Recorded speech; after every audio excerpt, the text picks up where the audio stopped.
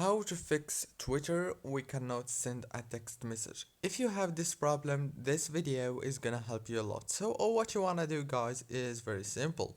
First thing, open the settings on your phone, go to the apps manager, open the apps, go to Twitter, and then go to the open by default, go to the open supported links in this app, click on always allow, and then go back, click on the storage, click on clear data, click delete, go back again, click on this force stop right here in the top, and now all what you want to do is open the Play Store and search for Twitter and then update it.